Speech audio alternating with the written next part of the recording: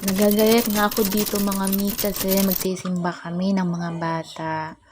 So, medyo napaaga ako dito magaya kasi yung mga bata mag-aasikaso pa ako. So, yan mga mi, maglalagay nga ako dito ng niacinamide pure serum. So, ito mga mima ko, ginagamit ko talaga to after kong maligo. So, kadalasan ginagamit ko lang to mga mima ko pag gabi bago ako matulog. So, ngayong umaga maglalagay tayo kasi magsisimba nga ako. So, instead na lotion kasi ang ilagay ko, yan na lang ang nilalagay ko, yung niacinamide pure serum kasi nga nakakalambot siya sa balat at nakakatanggal siya mga mima ko ng dryness skin. So, after natin mag-serum, maglalagay naman tayo ng blush serum. So, ito naman yung sa mukha natin mga mi. So, ngayon lang talaga ako nakakapaglagay ng mga ganito. Every Sunday lang talaga.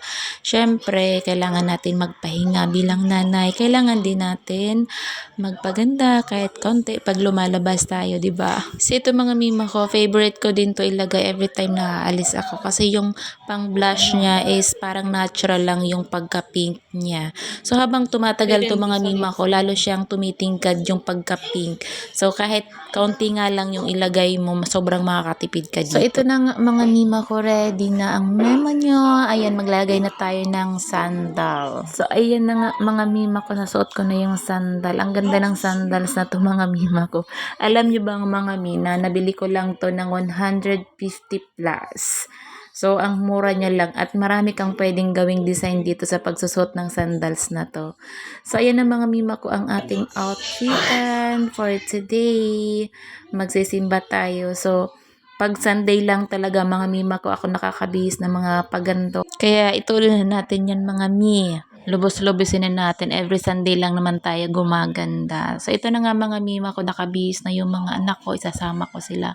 Pero lang sa bunso kong ito.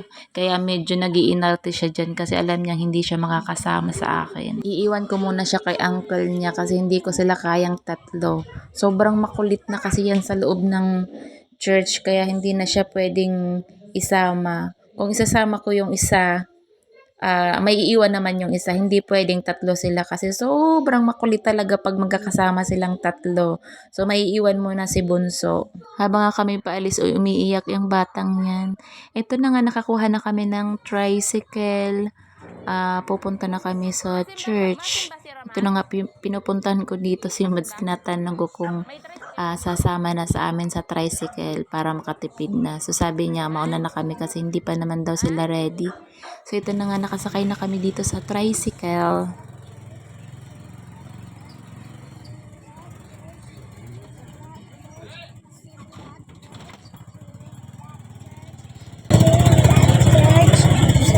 Tama nga kay mami? Apa?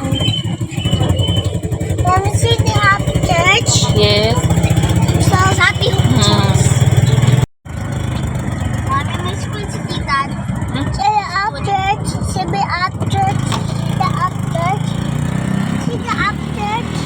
Ang nalanggo. City Up Church. Iot.